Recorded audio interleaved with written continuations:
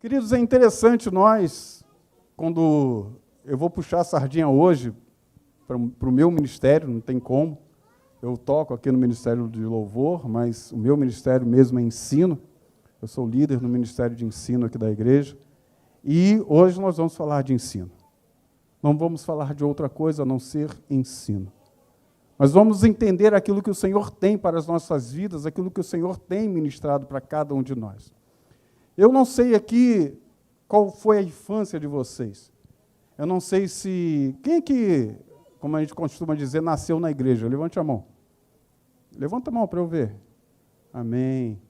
Né? Tem alguns que nasceram na igreja, são aí macacos velhos, macacos novos, não sei, de salinha, não é isso?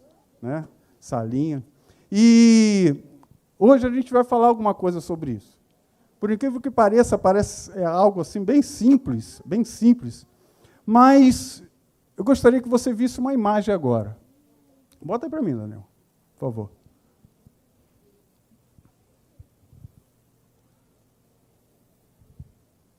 Todo mundo está vendo essa imagem? Tá? Eu creio que todo mundo aqui que já participou de escolinha, já participou da salinha, já fez escola dominical, todo mundo aqui que já passou por alguma coisa nesse sentido, ou talvez não, já viu essa imagem alguma vez na sua vida. Ok?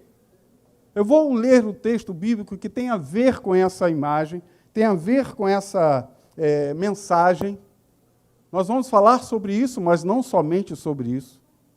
Mas não precisa botar o texto, deixa agora essa imagem aí. O texto está em Mateus, capítulo 7, a partir do versículo 24. Diz assim: portanto, quem ouve essas minhas palavras e as pratica é como um homem prudente, que construiu a sua casa sobre a rocha.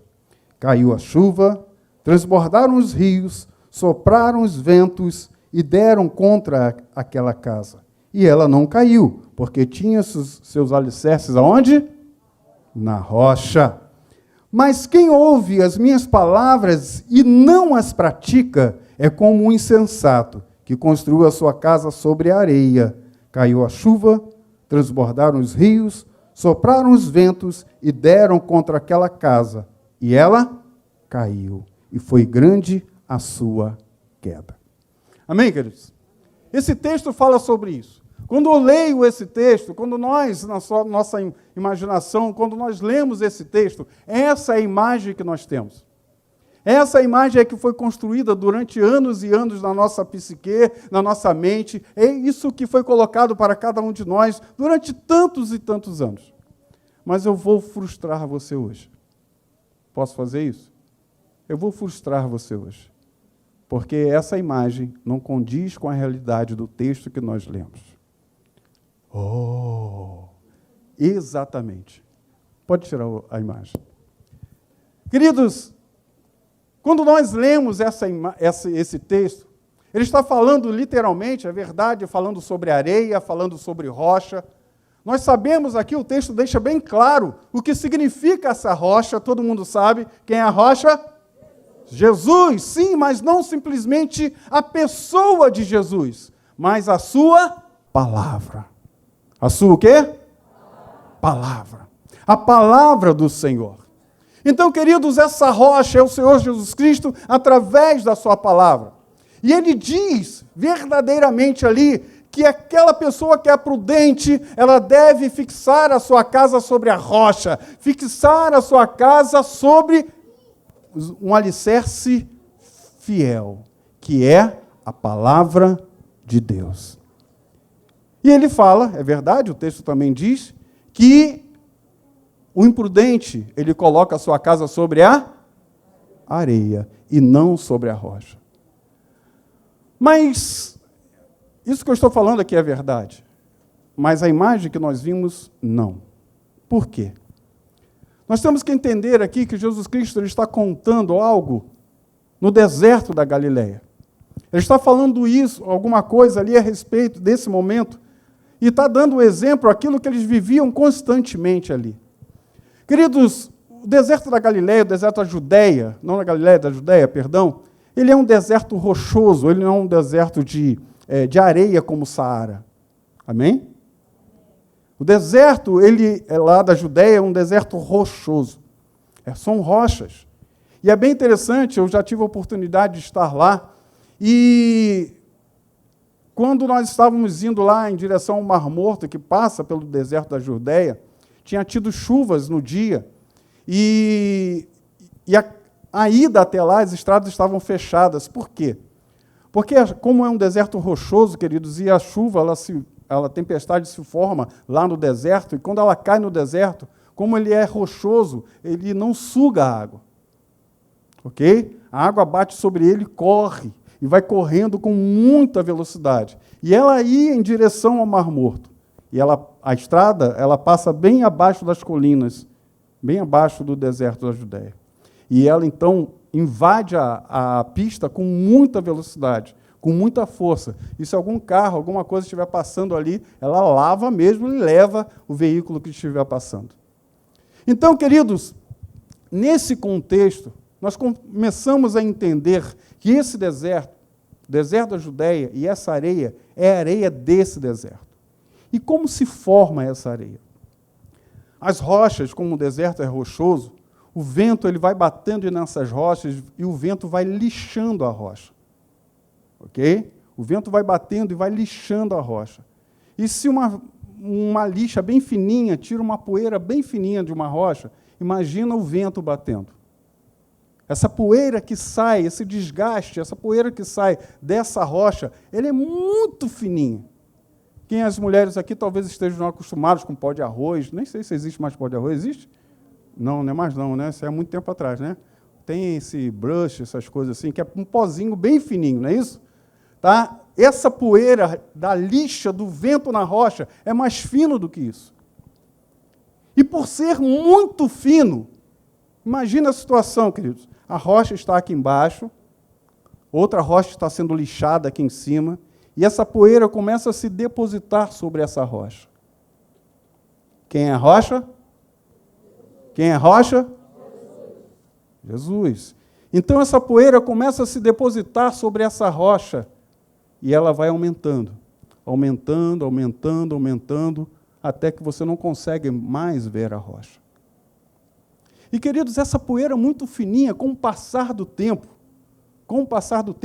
ela se torna extremamente dura. E vamos dizer que um sujeito qualquer, ele vai, compra um terreno sobre aquele local e vai construir a sua casa, como nós vimos aqui na parábola. O homem, então, ele vai construir a sua casa sobre aquela areia, porque é o nome que dá a ela. Ele começa a cavucar aquela areia, porque tem que fazer as fundações da casa, mas aquela areia é muito fina, muito fina. E por ser extremamente compacta, ela também é extremamente dura. E o homem começa a cavucar aquela areia, para fazer a fundação, mas chega em determinado momento que as mãos dele já estão calejadas de tanto bater naquela areia, ele desiste. Cava uns 15 centímetros e para. E então faz a fundação da sua casa. Mas a rocha onde está? Lá embaixo. O vento bate, a chuva cai. Eu não sei se aqui já aconteceu alguma coisa, ou já viu acontecendo. Imagine que aqui seja a parede da casa. A água, ela vem correndo, ela bate na parede da casa e ela começa a fazer um redemoinho aqui. E ela vai descendo, porque, mesmo sendo rígido, é areia. E ela vai cavucando, até o ponto de conseguir passar por baixo da casa. E então ela levanta a casa e a casa cai. Porque ela foi fundada sobre a areia. Muda um pouquinho essa imagem que nós vimos? Pouco ou muito? Porque, queridos, quando nós vemos aquela imagem, imaginamos que o Senhor Jesus Cristo, aquilo que Ele está querendo dizer, é dizer, olha, eu sou fácil, eu estou aqui. Mas nós temos que entender que, para estarmos realmente na presença de Cristo, o Senhor quer mais de nós. quer que nos aprofundemos mais. E nós vamos ler outros textos que falam exatamente sobre isso. Abra sua Bíblia no livro de Ezequiel, capítulo 47. E agora Daniel vai me ajudar muito aí. A partir do versículo 1, Daniel.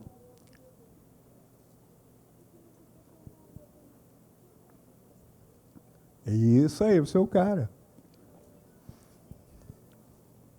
Amém. Fica atento aí que nós vamos até o versículo de número 12. Diz assim um texto, se você não achou aí na sua Bíblia, acompanhe comigo aqui na tela, diz assim: O homem levou-me de volta à entrada do templo, e vi a água saindo de debaixo da soleira do templo e indo para leste, pois o templo estava voltado para o oriente.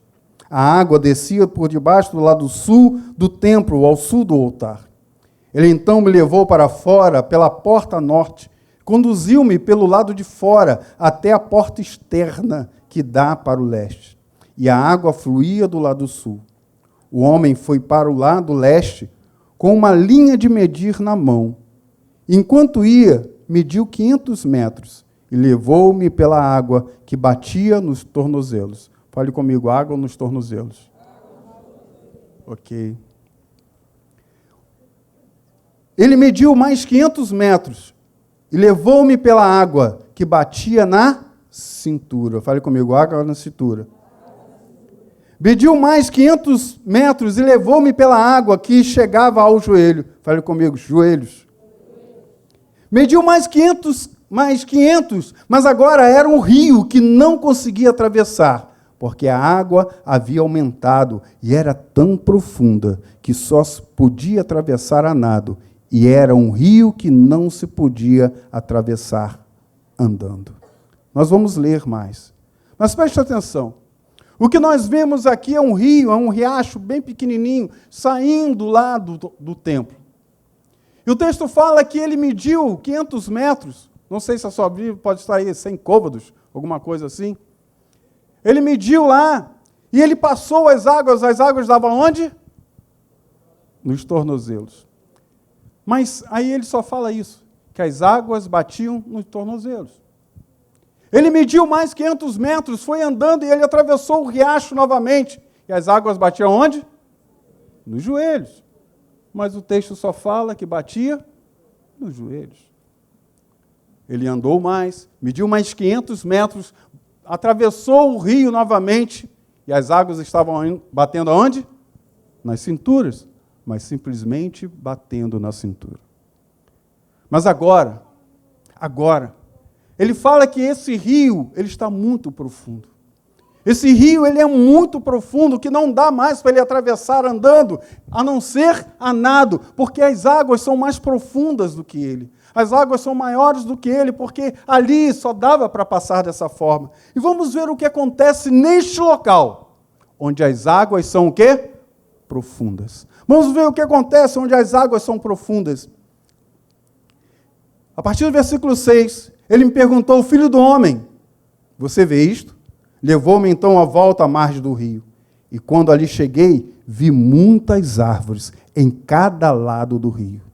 E ele me disse: essas águas fluem na direção da região sudeste, situada a leste, e desce a Arabá, onde entra no mar.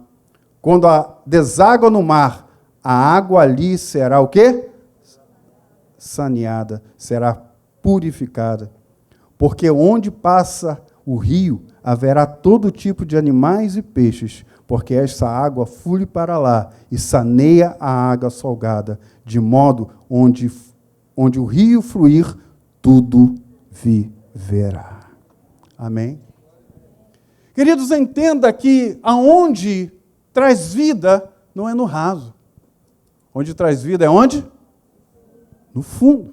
É no profundo que existe vida. Aí nós começamos a entender mais um pouco o que o texto está falando lá daquela parábola da água sobre a rocha, da casa sobre a rocha, da casa sobre a areia. Queridos, não está falando de superficialidade, está falando de profundidade.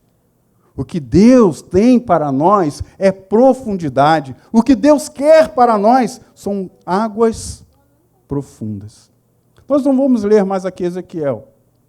Eu falei até o versículo 12, mas até aqui já dá para entender aquilo que o Senhor quer para as nossas vidas. Mas agora eu gostaria de ler outro texto. Está lá agora no Novo Testamento. Hoje a gente vai ler uma opção de texto. Marcos, capítulo 16.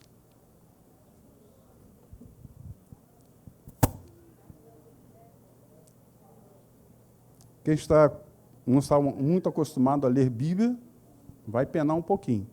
Marcos, capítulo 16, mas não no versículo 1, mas vamos para o versículo de número 16 também.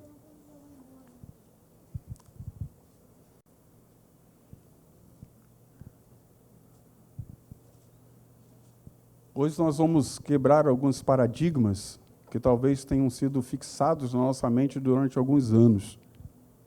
Primeiro foi essa parábolazinha da água da casa sobre a areia e sobre a rocha.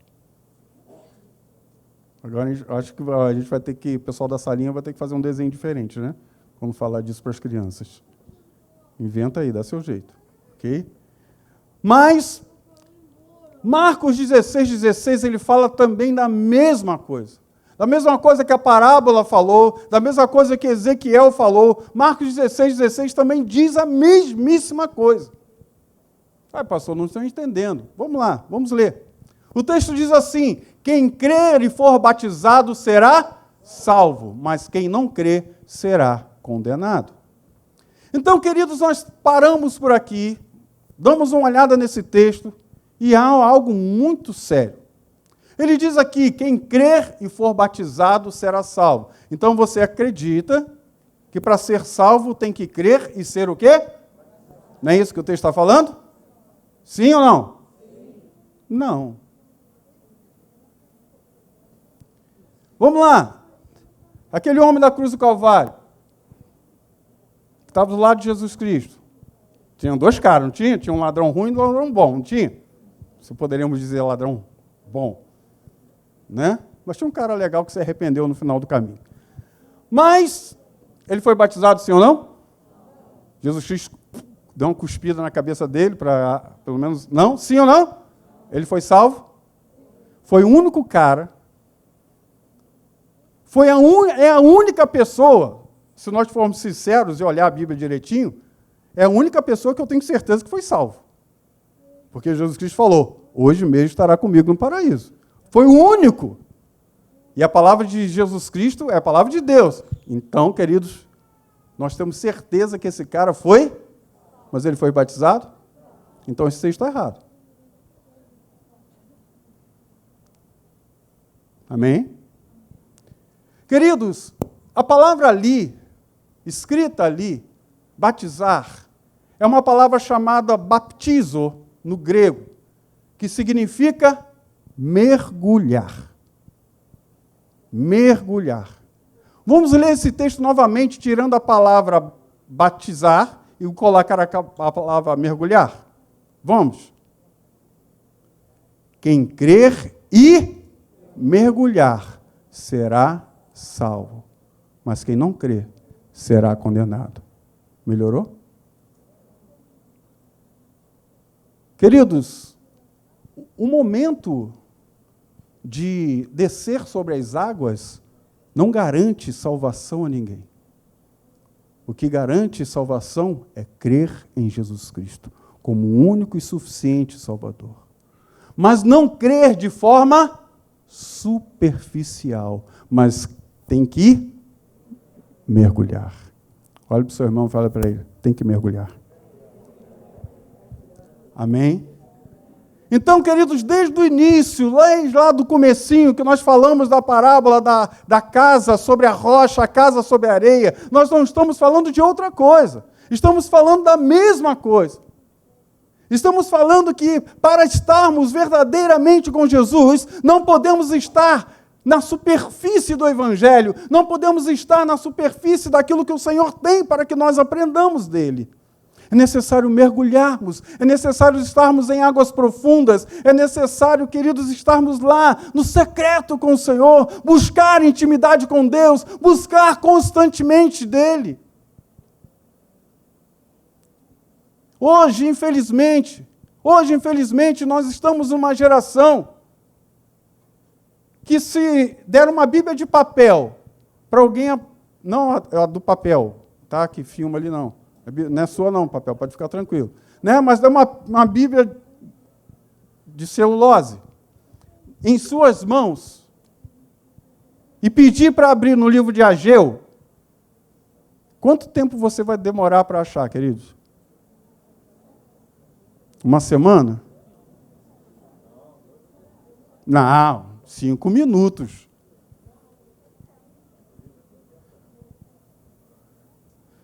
Nós estamos vivendo numa geração, queridos, que lemos 500 mensagens do WhatsApp no dia, mas não lemos um versículo bíblico. Estamos vivendo numa geração que quer receber de Deus muitas coisas, mas não querem pagar o preço por isso. Porque o Senhor deixa bem claro essas questões. O Senhor deixa bem claro, você quer me conhecer? Mergulha. Você quer me conhecer? Coloque a sua casa numa fundação sólida, mas ela não está na superfície, ela está lá embaixo. Tem que cavar. Tem que doer a mão. Tem que ir bem fundo para conseguir chegar naquilo que Deus tem de melhor para a sua vida. O Senhor, queridos, Ele tem muitas coisas para nós. Essa palavra não tem um intuito de ser longa hoje, porque não há necessidade disso. Eu quero que você abra agora. Quem aqui quer ser bem-sucedido? Levante a mão. Todos nós, é óbvio. É fato. Todos nós queremos ser bem-sucedidos. Abre a sua palavra, sua Bíblia agora, livro de Josué, capítulo 1.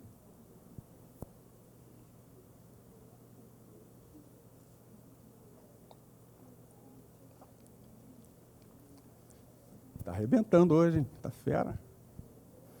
Show de bola. Estou gostando de ver. Vamos agora para o versículo número 7.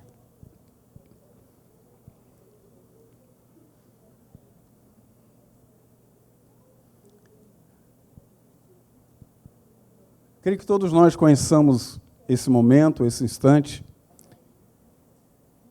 Em Josué, capítulo 1, a partir do capítulo 1, a partir do versículo 1. Josué ele está passando por um momento muito difícil da vida dele. Está passando por um momento muito conturbado. Josué ele tinha sido o segundo, vamos dizer assim, tinha sido auxiliar de Moisés durante toda a sua caminhada no deserto. E Moisés tinha morrido. Moisés tinha morrido e deixou a incumbência a Josué, colocou a liderança sobre a vida de Josué, de todo aquele povo que estava com ele. E o povo não era pequeno, queridos. Quando nós olhamos lá, quando eles saíram do Egito, quando eles atravessaram o Mar Vermelho, os historiadores, os teólogos, dizem que eram aproximadamente 2 milhões de pessoas. Não é mole. Liderar 2 milhões de pessoas é gente pacas. É muita gente. Muita gente. E, queridos, Moisés ele tinha passado por momentos muito difíceis nesse instante, onde ele estava liderando esse povo. E eles ficaram no deserto. Entenda que naquela época não tinha televisão, amém? Mesmo que tivesse morrido muita gente no deserto, eles também fizeram muita gente. Então, quando eles chegaram à Terra Prometida, queridos, com certeza tinham mais de 2 milhões de pessoas. Tinham mais de 2 milhões. Então, era uma multidão que ele não podia, não dava para contar direito, porque era muita gente. E Josué, então, ele está nesse momento, nesse impasse. Ele está próximo a atravessar o Rio Jordão, próximo a ir para a terra que Deus prometeu a eles. Eles tinham muitos povos difíceis, porque ele mesmo tinha ido lá no início, olhar a terra. Todo mundo lembra disso aqui. Moisés mandou quantos espias? 12. 12 espias, mas só 2 foram fiéis ao Senhor e à palavra dele, que foi Josué e Calebe. E ele mesmo deixou claro, falando, olha, realmente a terra que nós vamos é uma terra que manda leite e mel. Mas lá tem guerreiros grandes que, como o pessoal diz aí, nós somos como gafanhotos diante deles. Mas Josué e Caleb deram uma palavra. Mas o Deus que nos prometeu a vitória vai estar conosco. Mas o povo decidiu ir na palavra dos outros 10 espias e ficou 40 anos no deserto. Dizem, né, que a viagem que levaria, todo o povo levaria, para onde eles estavam até o deserto, levaria uns 40 dias. Mas porque desacreditaram no Senhor, eles levaram 40 anos. E é nesse impasse, nesse momento que Josué está. Ele conhecia tudo que tinha lá. Ele conhecia toda a terra, ele conhecia os guerreiros, as fortalezas que tinham, ele conhecia tudo. Mas ele estava apreensivo no seu coração, estava apreensivo na sua vida. E a palavra do Senhor veio para ele, e eu quero ler 2 versículos nesse instante, que diz assim: somente seja forte e muito corajoso. Tenha o cuidado de obedecer toda a lei que o meu servo Moisés ordenou a você. Não se desvie dela nem para a direita nem para a esquerda, para que você seja o quê? Bem-sucedido por onde quer que ande. Então, queridos, o texto deixa bem claro aqui que para ser bem-sucedido ele tinha que o quê? Obedecer à lei. A lei que quem entregou? O seu líder. Então, queridos, o texto ele deixa bem claro isso aqui. Mas eu não quero parar somente no versículo 7, eu quero também para o 8, que é tão importante quanto esse, que diz assim, lá no versículo 8: não deixe de falar as palavras deste livro da lei e de meditar nelas, de dia e de noite, para que você cumpra fielmente tudo o que nele está escrito. Só então, os seus caminhos prosperarão e você será o quê? Bem-sucedido. Então, queridos, quando nós paramos e olhamos esses 2 versículos, ele fala de 2 instantes, ele fala de 2 momentos para que haja a condição de ser bem-sucedido, a condição de prosperar. A primeira delas nós lemos no versículo 7, é ouvir a palavra através do seu líder. Amém? É ouvir a palavra através do seu líder. Queridos, mas infelizmente muitas pessoas ficam somente nisso. Pegam a Bíblia no dia do culto de domingo, leem naquele culto, fecham a Bíblia e só abrem ela novamente no outro culto de domingo. Estou mentindo?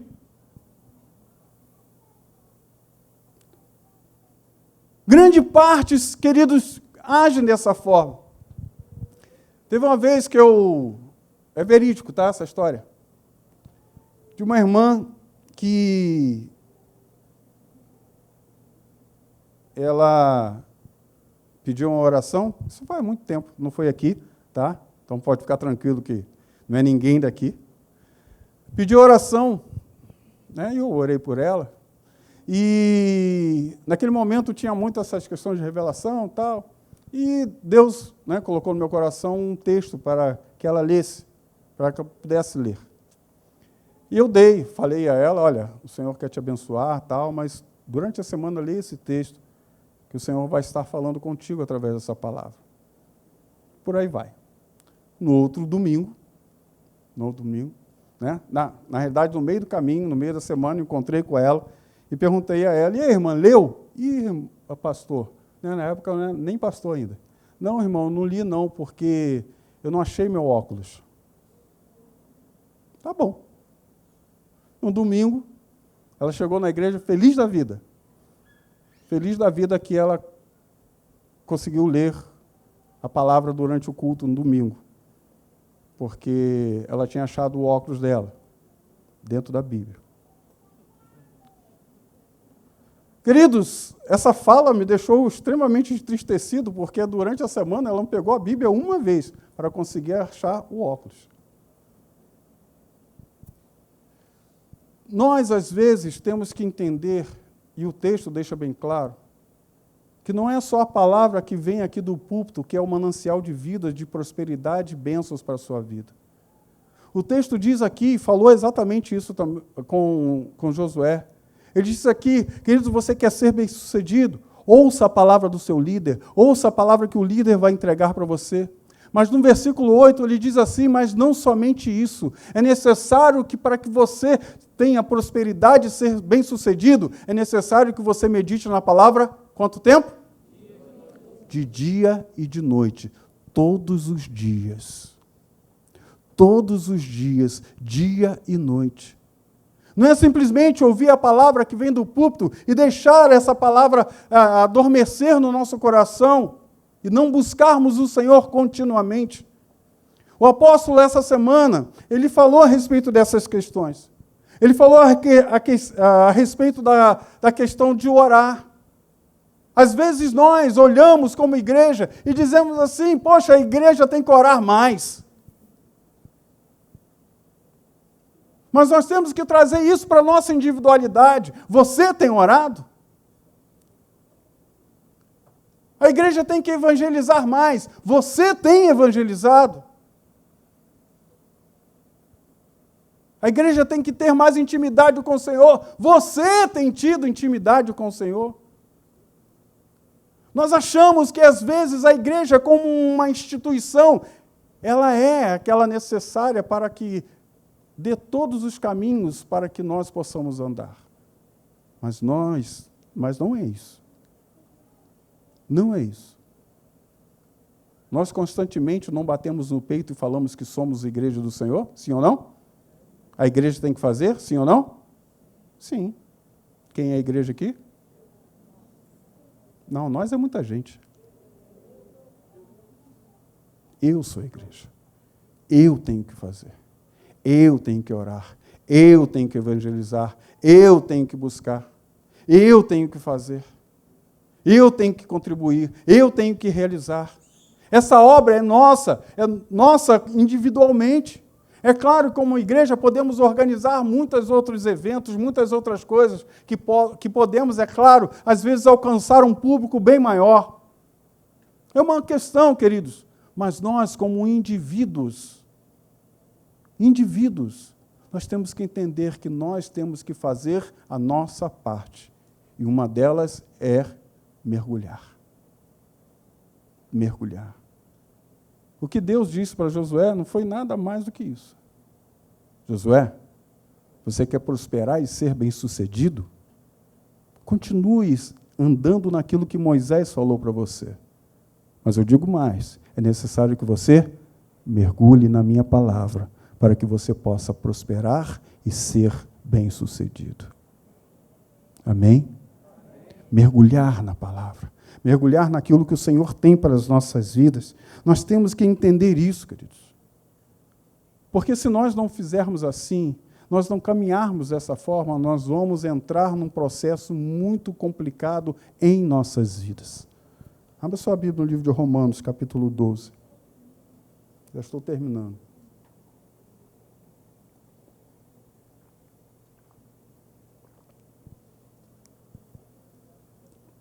Amém? Romanos, capítulo 12.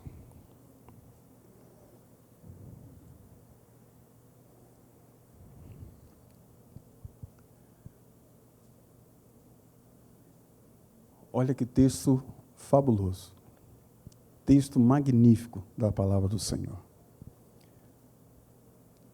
Antes de lermos esse texto, vamos lembrar lá do início, de como nós começamos a palavra falando sobre aquela parábola que Jesus Cristo fala da casa sobre a rocha e a casa sobre a areia. Nós entendemos que no contexto correto, para chegar naquela rocha, é preciso muito esforço. Para chegar naquela rocha é necessário muito trabalho, é necessário calejar a mão. Nós poderíamos até dizer que para chegar naquela rocha é preciso o quê? Sacrifício. E o texto diz assim, no versículo 1 de Romanos 12, portanto, irmãos, rogo-os pela misericórdia de Deus que se ofereçam o quê? em sacrifício vivo, santo e agradável a Deus, que é o culto racional de vocês. Nós vamos continuar lendo, mas o texto deixa bem claro. É necessário que haja o quê? Um sacrifício. Ah, pastor, você não entende. Quando eu pego a Bíblia para ler, meus olhos ficam pesados. Eu leio 2 versículos, meus olhos ficam pesados. Eu começo a ler, começa a me dar sono. Começa a me dar sono, aí eu paro. Resistir ao diabo e ele fugirá de vós. Não é assim que a palavra de Deus fala? A gente segura sono quando está trabalhando. A gente segura sono quando está vendo um filme. Alguns, né? Tem alguns filmes que a gente né? Começa a roncar. Mas segura sono quando está vendo novela. Não é isso? Segura sono. Mas quando vai ler a Bíblia, os olhos fecham rápido. Fecha rápido.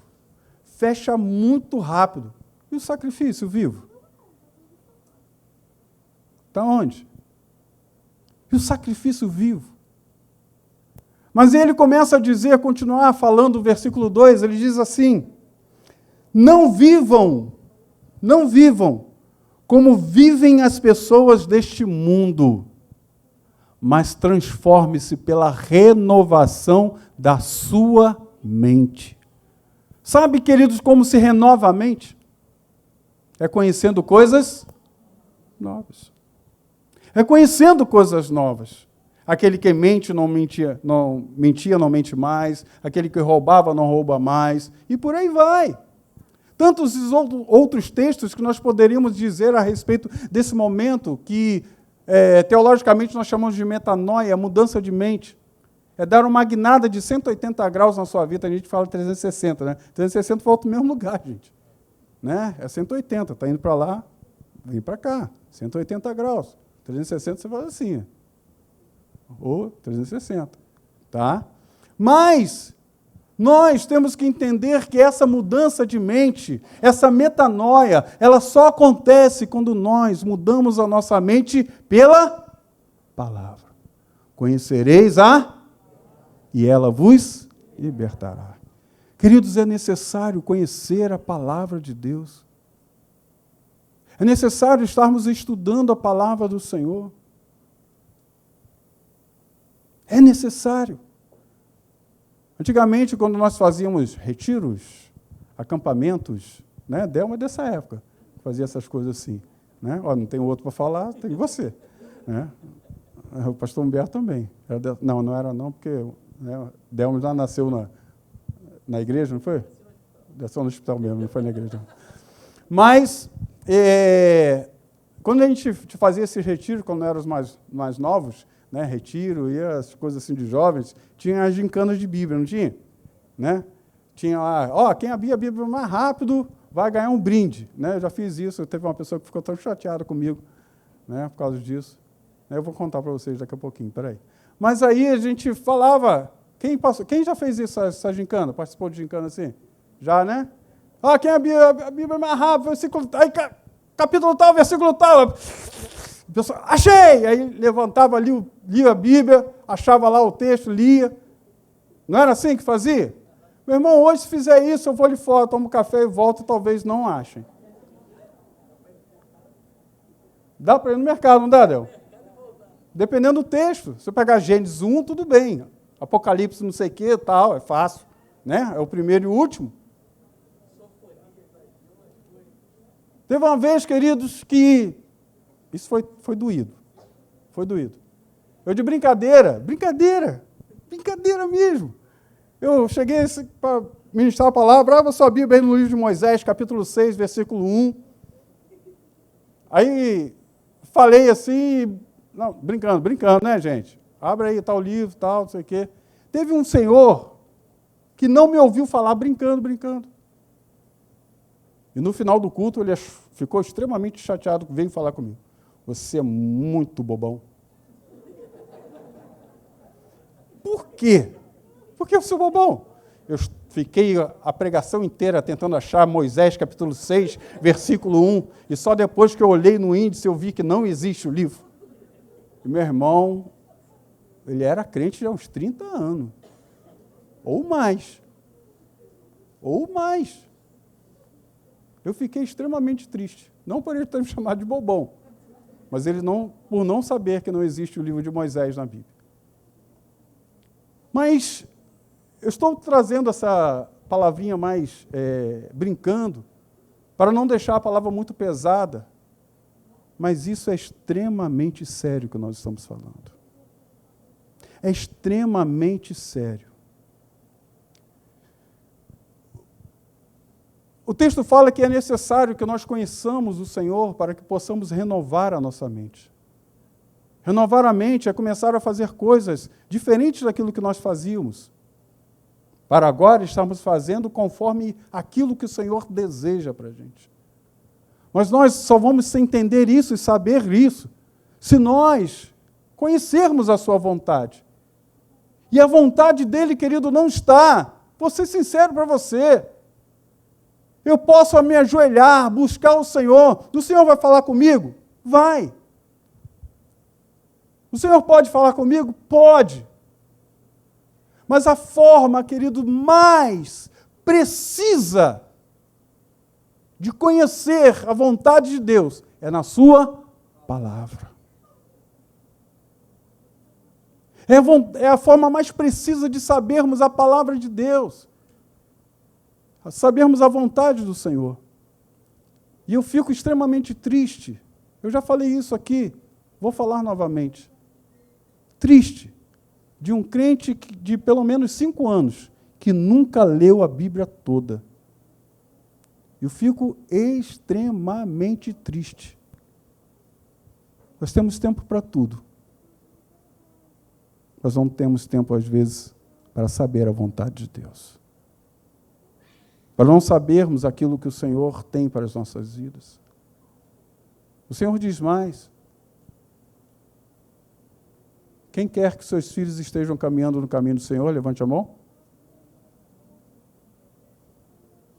E o Senhor fala, encuca a palavra do Senhor na mente dos seus filhos. E mesmo quando eles estiverem grandes, eles não se desviarão dele. Amém?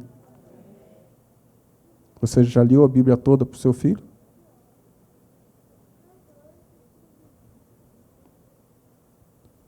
Você tem feito isso? Inculcado a palavra de Deus na mente deles?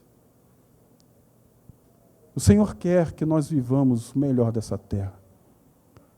O Senhor quer o melhor para a gente.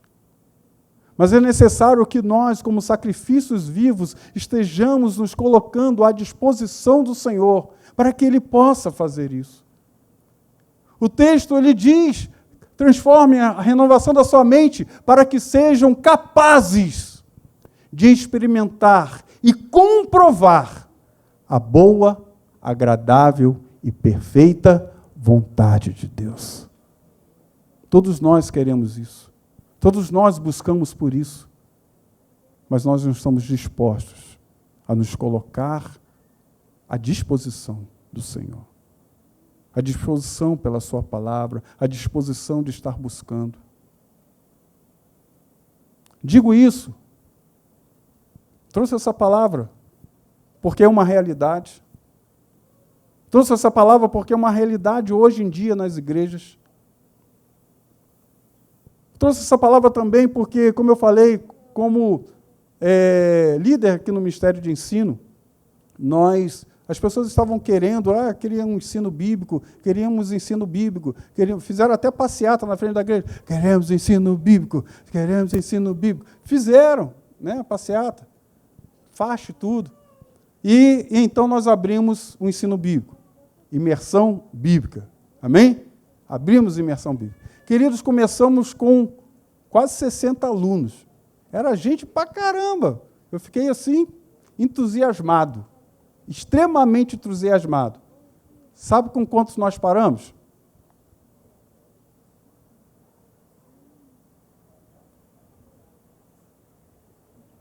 4. Ou seja, 4 pessoas querendo aprender a palavra de Deus, de uma igreja de praticamente 300 discípulos. Nós, como servos do Senhor, nós temos que aprender a buscar constantemente em Deus. Está buscando o conhecimento da sua palavra, porque, querido, sem conhecer a palavra do Senhor, já conhecendo a palavra do Senhor, nós erramos, nós batemos cabeça, nós fazemos muitas coisas erradas. E se não conhecermos ainda, é aí que fazemos coisas mais erradas ainda. Porque nós começamos a ir naquilo que se dizem por aí, começamos a caminhar naquilo que se fala. E deixamos de realmente buscar e caminhar aquilo que Deus diz. A palavra fala de crentes bereanos. Você sabe o que é isso? Alguns aqui sabem.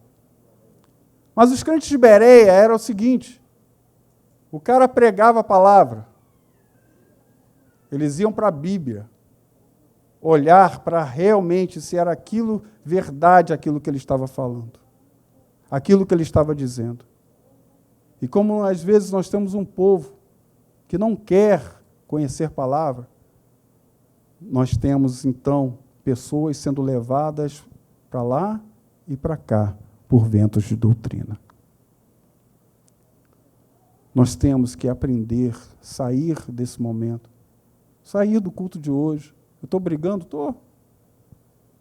Estou falando indignamente, com indignação? Estou. É verdade. Mas eu tenho certeza que estou trazendo algo do coração de Deus para cada um de nós, porque o Senhor quer que todos nós tenhamos intimidade com Ele. Conhecer ao Senhor. Continuar conhecendo. Continuar buscando conhecer ao Senhor. Essa é a palavra que Ele tem para nós a cada momento e instante. Queridos, o termo conhecer na Bíblia, se você não sabe, é o mesmo termo para relação sexual.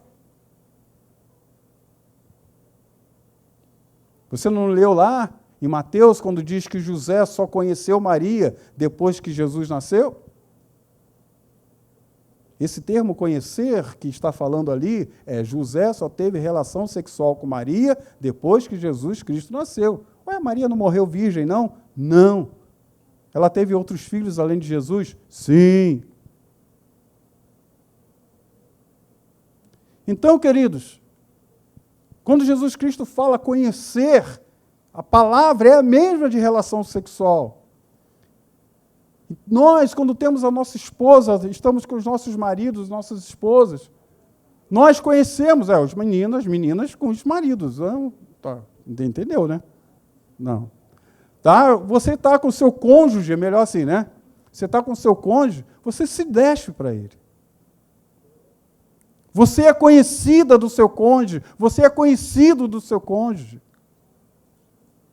Seu cônjuge conhece cada parte do seu corpo, porque você se despiu a ele, porque se fez conhecer a ele.